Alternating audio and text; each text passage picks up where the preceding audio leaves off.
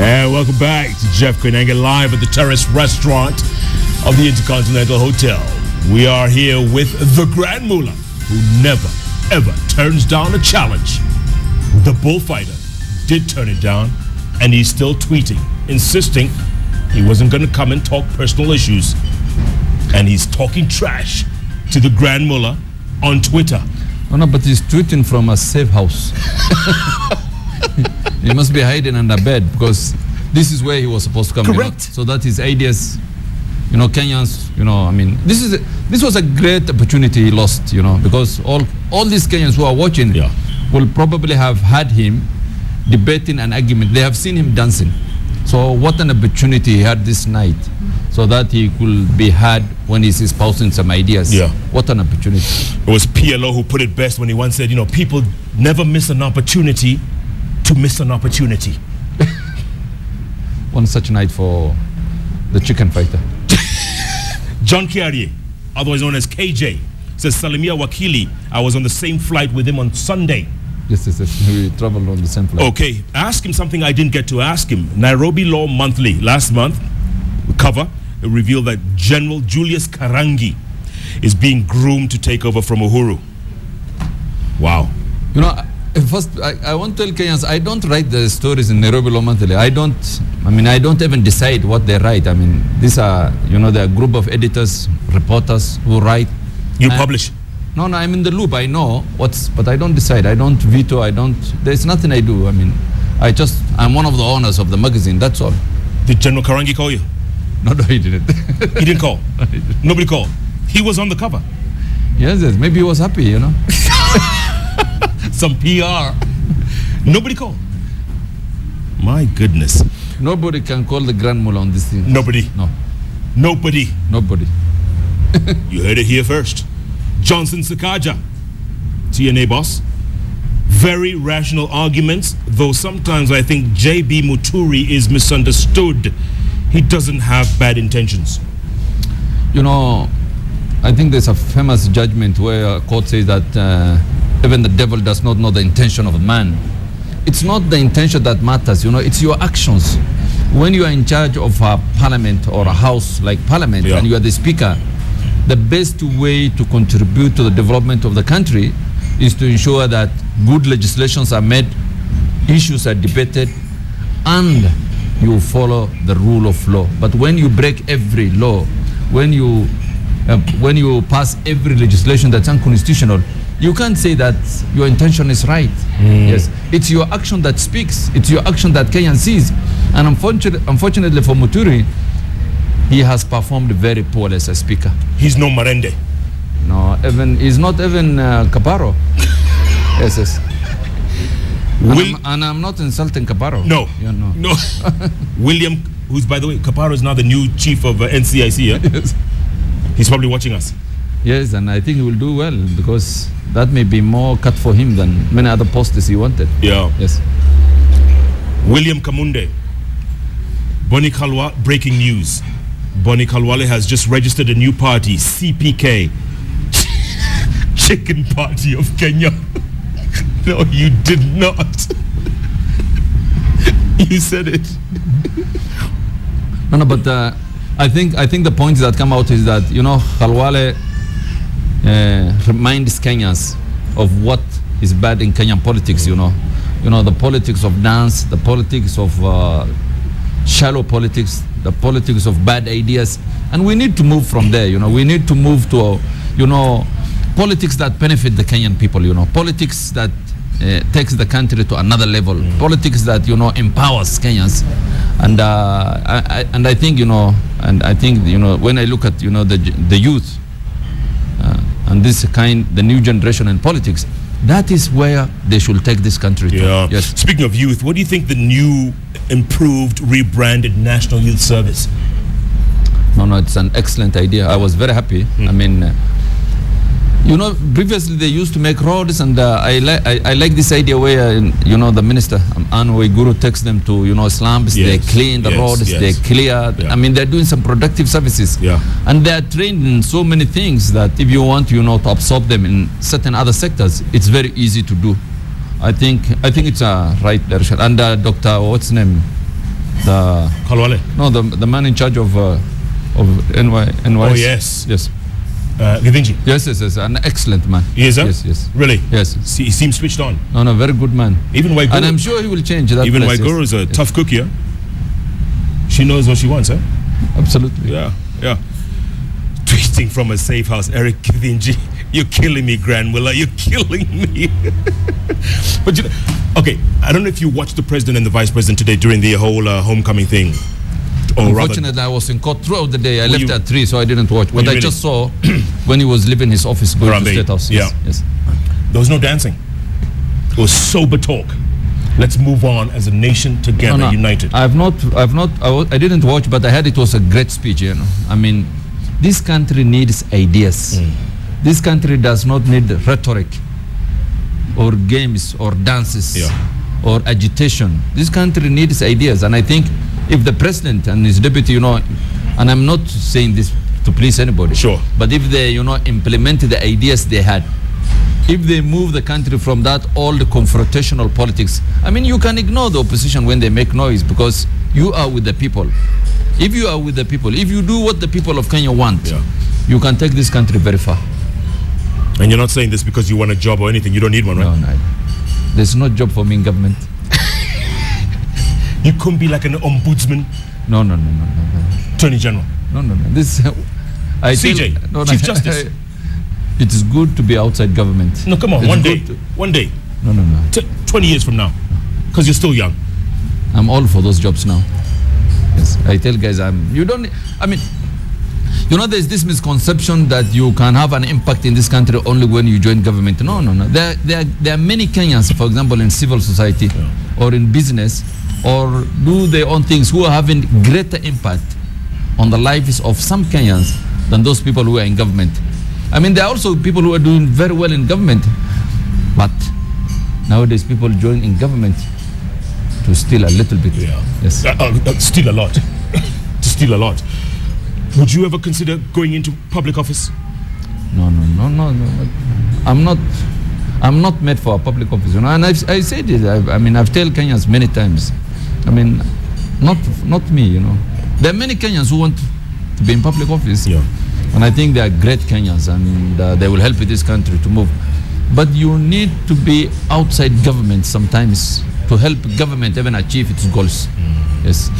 Other than the Nairobi Law Monthly, I know we keep giving that sister magazine of yours very little PR, and it's a pretty significant paper.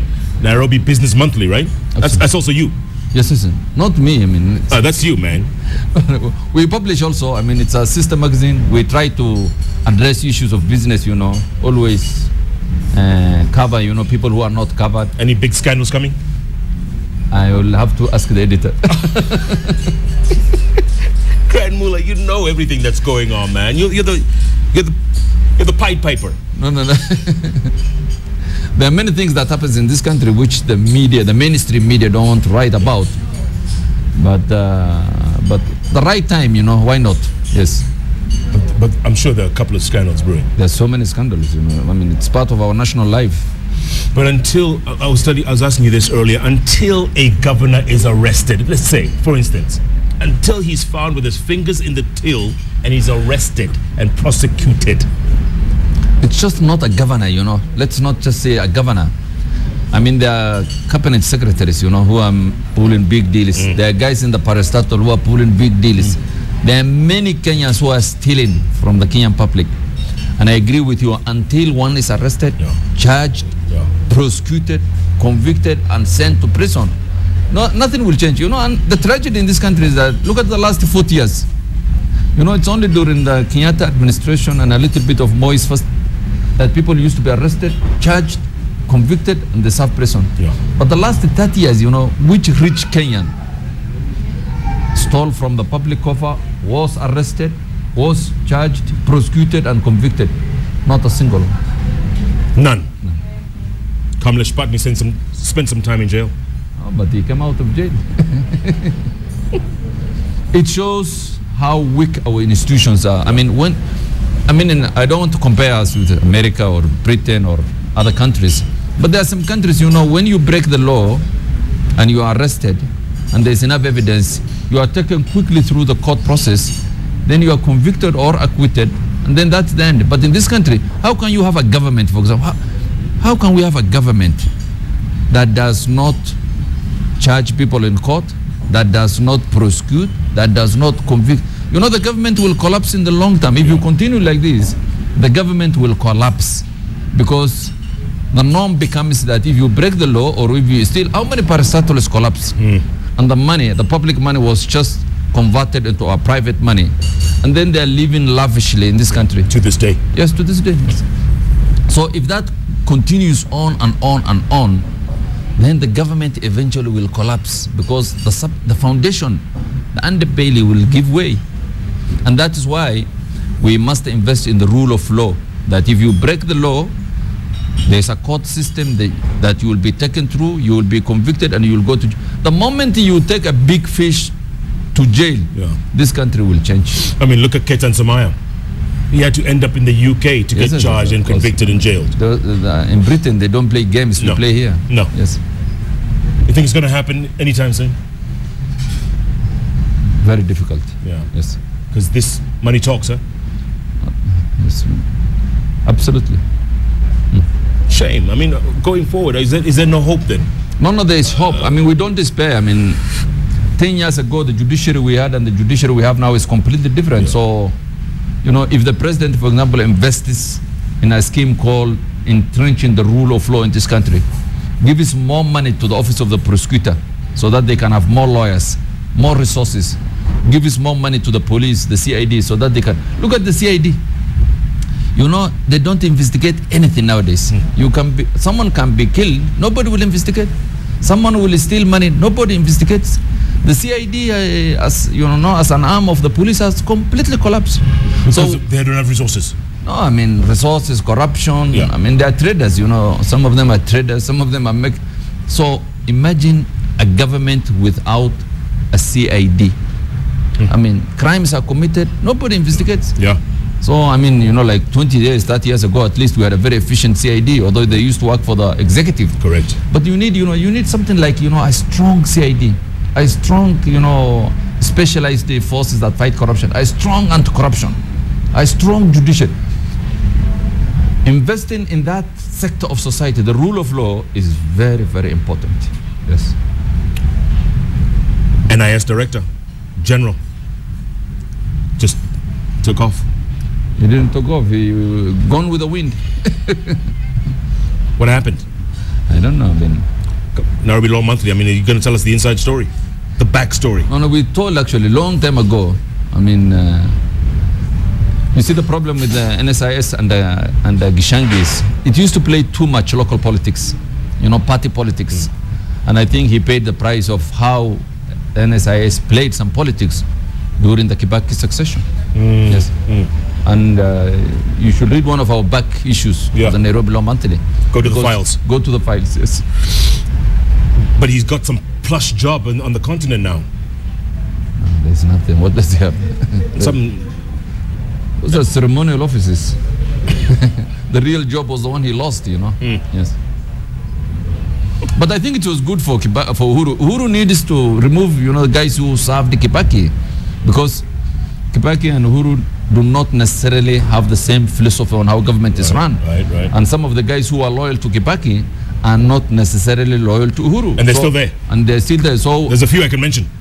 I don't want you to mention any, but he should have done actually much earlier than this. I mean, you can't have, Kibaki's NSIS or Kibaki's this or Kibaki. You need your own people, You don't need your own people. Yeah. People you can trust, people who are on their loyalty, the office to you. Yeah.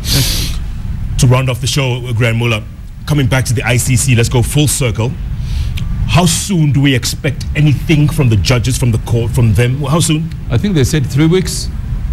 How do you think it's going to go? But you see, I mean, I don't envy the court, There's all this, If they terminate the case, which in my view they should, because if you say you have no evidence, how on earth can you say that the case, should be in a cooler? I mean, it doesn't make sense. So if you have no evidence, terminate the case. But if they say, for example, that we will postpone indefinitely, it compromises the right to a fair trial. Imagine someone is charged with a murder, there is no case, then instead of closing the file, you are saying, no, I will look for evidence, let the charge subsist. I mean, it's untenable. It's untenable, yes. So both cases will be thrown out? Even Ruto's case, is almost dead. All the witnesses have disowned. And people, to be fair, it's not a case of where the witnesses have been compromised. It was a case of bogus witnesses in the first place, which were procured through third parties like local NGOs. Yes. And people don't want to see that because that's obvious. It's very popular to say that, the witnesses were bought by the president and the deputy president because they're in government. No, the witness or the prosecution cases collapse because initially these witnesses were procured through local agencies. Yeah, or as Matsanga says, they were procured. No, I don't. I'm not a good fan of that man, so. Maybe I should bring him with you next time. No, I wouldn't be there. Bring him with Khalwale, maybe they will understand one another. Yes. There's a matchup. Grand Mullah. Thank you very much. Always good to see you, man. Always my pleasure. Good luck with your Arsenal. You watched the match last week? Yes. They won last week. Galatasaray. Yes, I was at the stadium. But Chelsea beat you on the weekend. Don't worry. We'll beat them soon. There's always a return match. There always is. The Grand Mullah in the house on his own for the full hour. My goodness. What a man. What a smart lawyer. If I ever get in trouble, can I? It's free, anytime. Pro bono. Absolutely. You heard on TV? Yes. Good to see you, man. Thanks. Next week, JKL rolls on. Wednesday, Thursday, same time, 10 p.m. It's going to be a new week, new guests, new shows, same time, same place. And next Friday, Sikika Sasa rolls into Nax Vegas. Get ready, Nakuru Town, because what happens in Nax Vegas stays in Nax Vegas. Keep tweeting at Ahmednasir Law, at Koinange Jeff. The hashtag is JKL. Thanks so much for watching. Bullfighter, chicken fighter, whatever. Well, you missed out. Live to fight another day. Thanks for joining us. Good night. Good luck. Thank you very much. Thank you very much. Appreciate it. Nashukuru.